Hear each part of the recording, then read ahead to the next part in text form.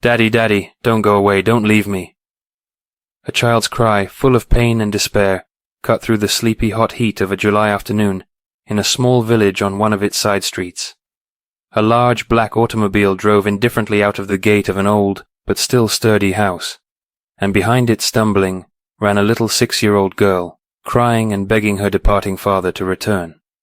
She had been locked up in a far room, but she had managed to break free and run away to prevent the blatant injustice from happening. Too late, however.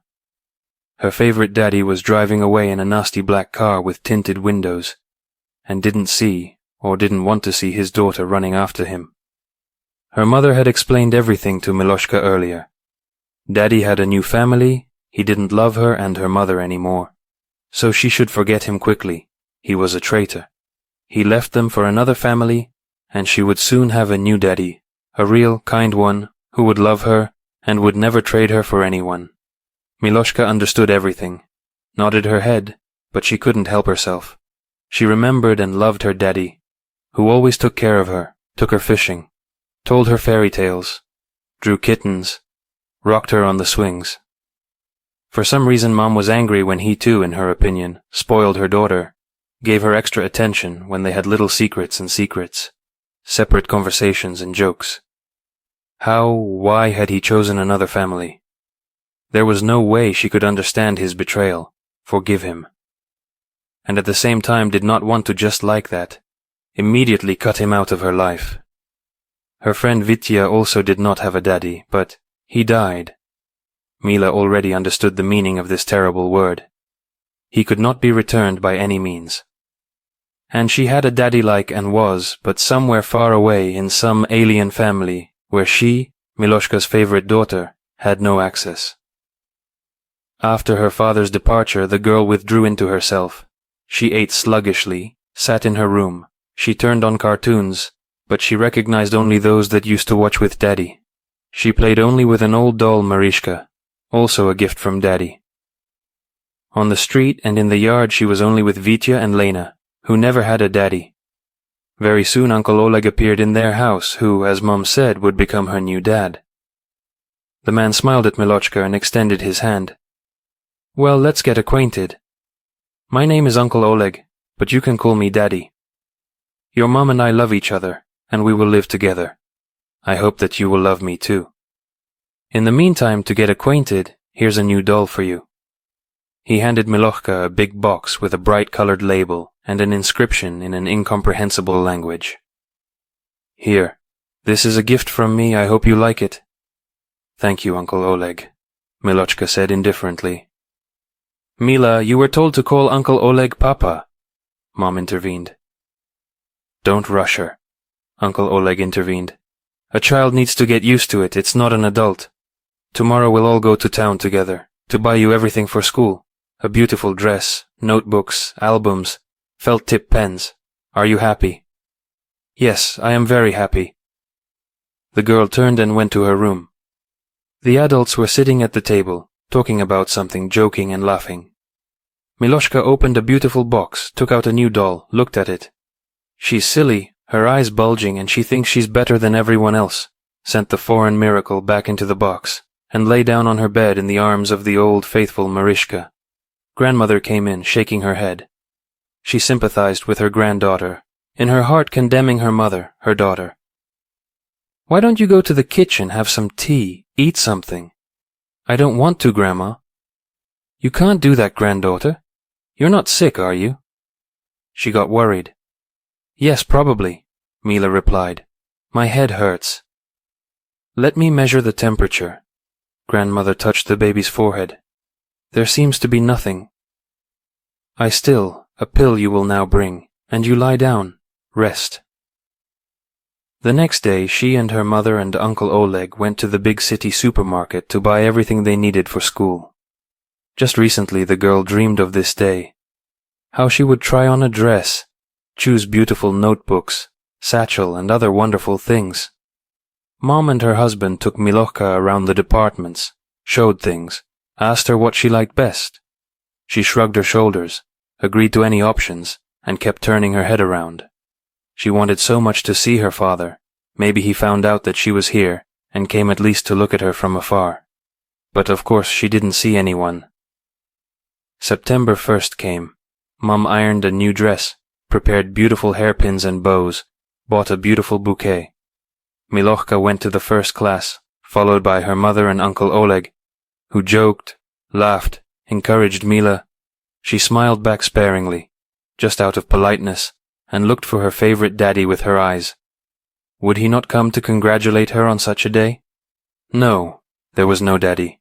School children were lined up in a line. The principal spoke a heartfelt speech, then sounded the first bell, which rang a little girl, the same age and neighbor of Mila, sitting on the shoulder of a huge, red-haired, freckled senior.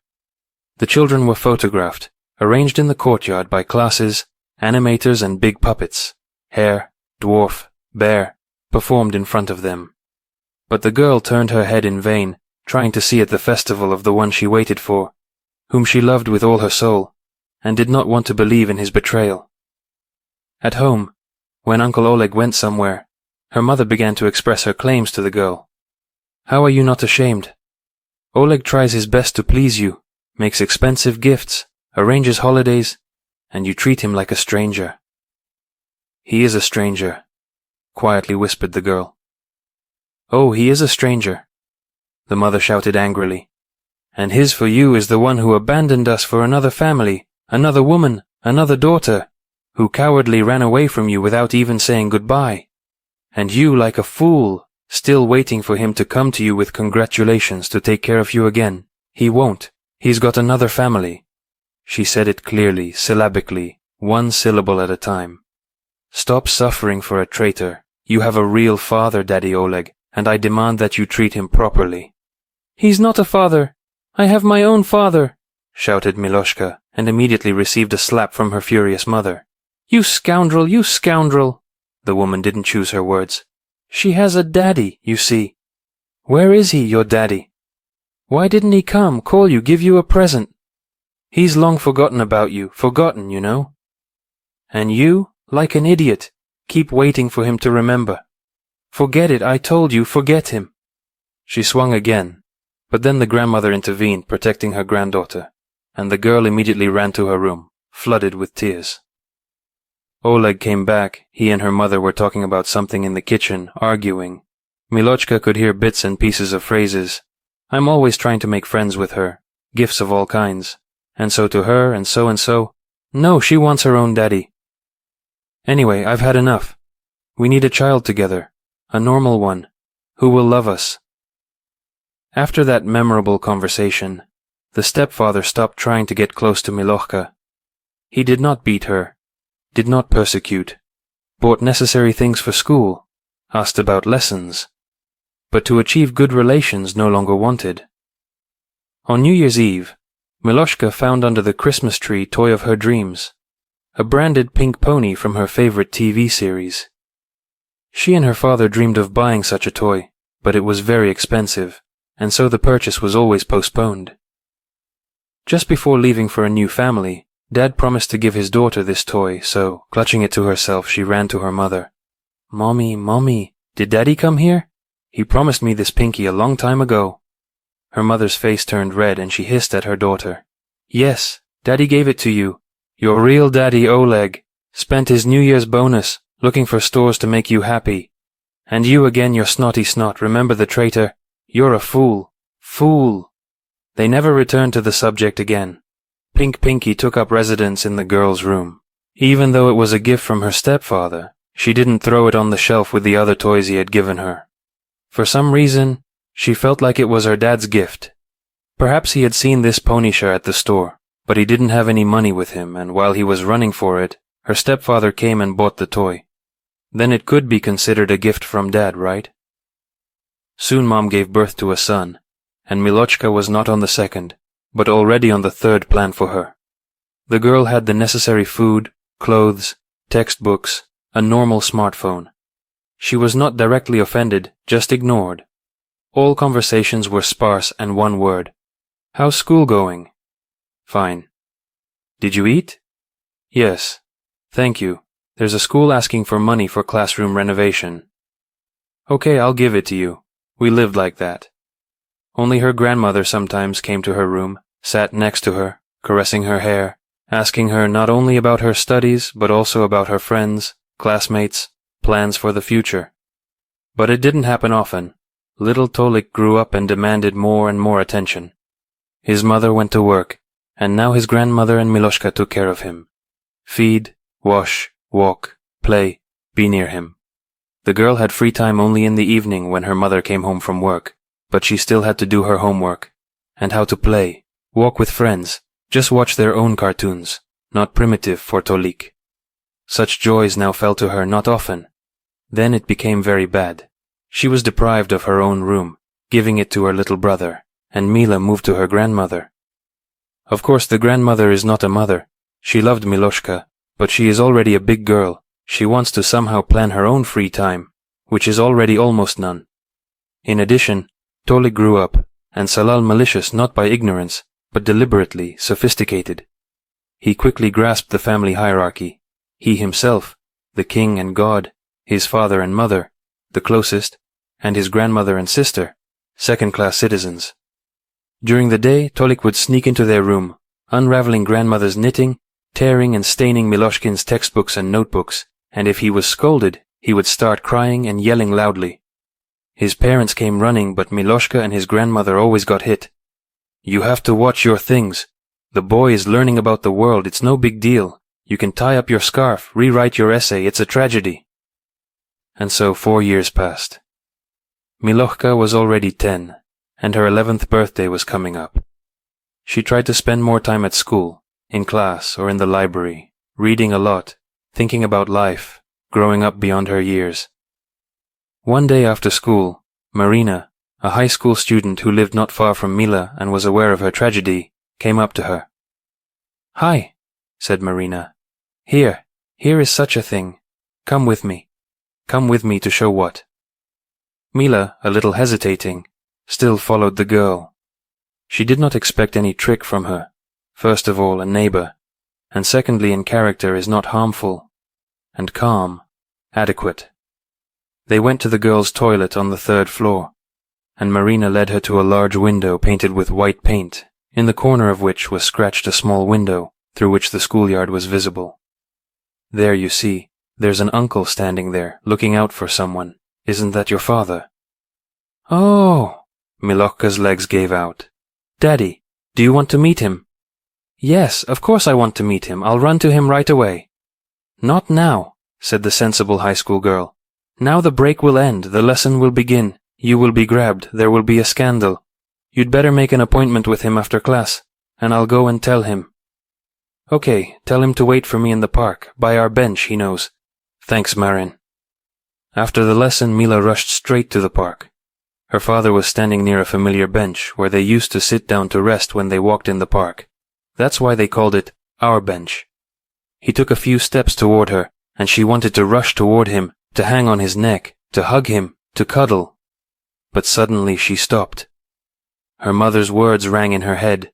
"He's a traitor! He's got another family!" Not knowing what to do, she slowed her steps. Her father came up himself, embraced her, pressed her against him. "My daughter, have you forgotten me? I missed you so much." "You missed me? Then why did you go to another family? Why did you leave me?" "Daughter, honey, I'm very sorry for you, but I didn't leave you for another family." "How? Did not go?" The girl was indignant. "Mom said that you left us because you have another wife and another daughter, whom you love, and therefore go to them." "So that's how," the man said, stunned. "And you believed in my betrayal?" "How could I not? You didn't come, you didn't call, you didn't show up for first call. I didn't even get the pink pinky we dreamed of from you. I got it from Uncle Oleg." Whoa, whoa, whoa. What do you mean from Uncle Oleg?" "I got a bonus for New Year's Eve. I bought you your favorite pony. I sent it to your mom with a courier, and I wrote a note for her to give it to you from me." And she told me that he got the bonus. He found me a present. He put it under the tree. Tears spurted from Miloshka's eyes. She rushed to her father, pressed herself against his shoulder, and cried bitterly from resentment, pain, but also from relief, because her beloved father was not a traitor. They sat down in an embrace on their favorite their bench, and Sergei tried to tell his little daughter about the great betrayal that committed that in no way should not have done it. Sergei and Ira got married, as they say, by chance. He was in love with a pretty fellow student, just lost his head. She treated him condescendingly, kept with him as a reserve airfield. One day it happened so that all the grooms left. She was alone. The holiday was approaching. Ira agreed in advance on a free apartment, but Celebrate alone did not want to. She remembered the sad night and called him. Of course he came at once, at the first call. They spent these days well, and then the test showed 2 stripes.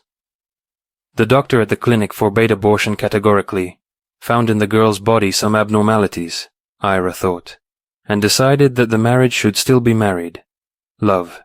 It's a matter of ephemeral.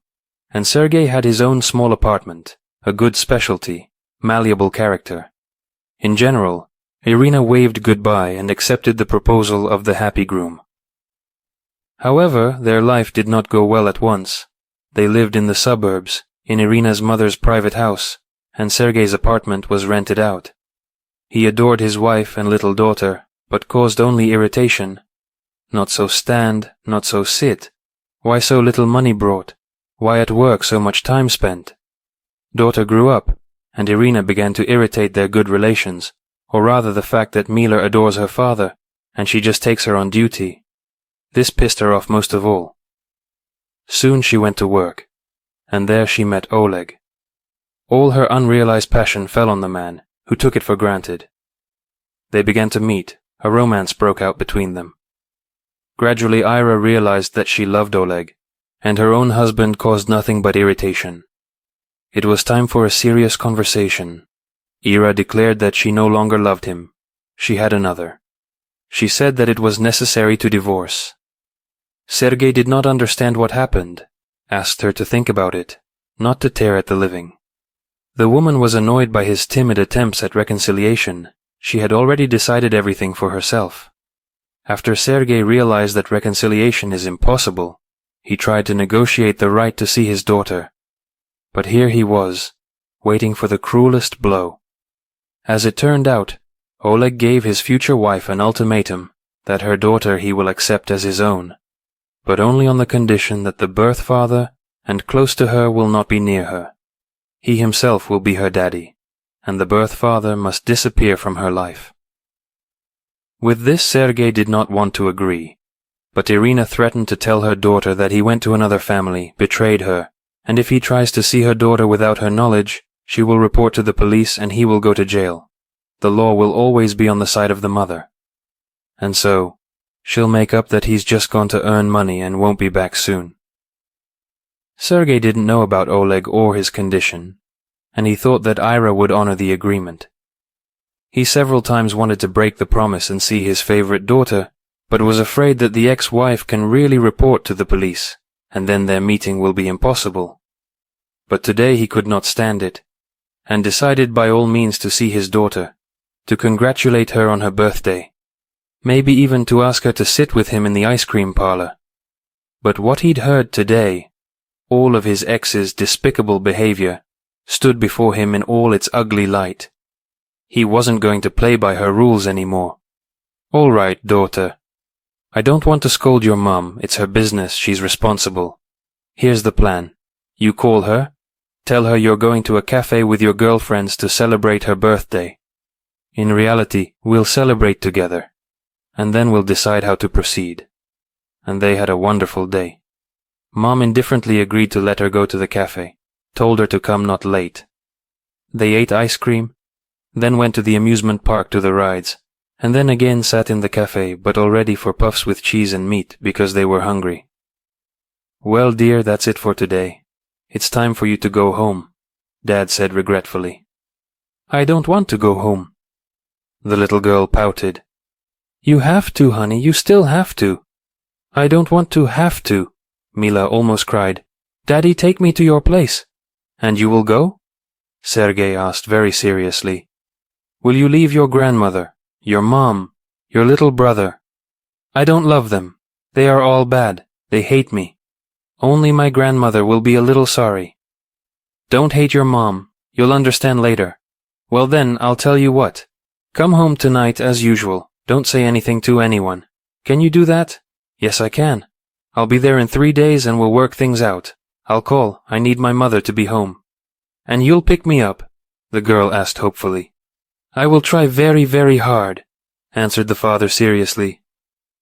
Exactly 3 days later, in the afternoon, a car pulled up to Mila and her mother's house, from which Sergei got out and walked confidently into the yard. Ira jumped out, gasping with indignation, but he stopped her with an unaccustomedly imperious movement of his hand. Here's the deal. As it turned out, you rudely deceived me, told my daughter stories about my alleged betrayal, about a non-existent family on the side and other nonsense. I found out, and I told Mila. She's a big girl, and she got it right. So, we decided to live together. She's leaving you for me, right, daughter? Really, really, really, Daddy, I'm going to live with you. Don't talk nonsense, both of you. No court is going to give you the baby. We'll do without a court. You just write a waiver, and I'll take her to my place. My parents left me a 2-room apartment. We'll live there. Go, my daughter. Gather the most necessary things, and I'll solve all the issues with my mom. Me? I'll write a refusal? Are you out of your mind? Ira choked. And in return, I'll give you my premarital apartment, which you've been renting out all this time. So think about it. Your daughter only hinders you, and the apartment will not be superfluous. I'll have my lawyer draw up the paperwork, and we'll work it out. And now you write a statement that you let your daughter go to me for 2 weeks. I will bring her to classes and pick her up in my car. I have a remote job. So we have a deal? Everything turned out as Sergei had planned. Soon Miloshka officially moved in with her father. They were visited by various commissions, but there was nothing to pick on. Their own place, good earnings, obviously good relations. Sometimes, secretly from her daughter, their grandmother, Irina's mother, who missed her granddaughter, came to visit them. Ira did not try to return her daughter. She even felt better without her, and Oleg was generally very pleased with the deal. Instead of unloved stepdaughter, a good 1-room apartment. This is not hurry-murray. Gradually squabbles a little forgotten, and a year later Mila even began to occasionally come to visit her mother, although without much delight, but also without disgust. After all, her own mother. And the brother grew up, and he and his sister have normal relations. Sergei took an active part in the school life of his daughter, spent a lot of time solving problems with her classmate, Olga Antonovna, a young pretty woman, and soon she became his wife, which Miloshka was very happy about. She and her teacher had always had a complete understanding,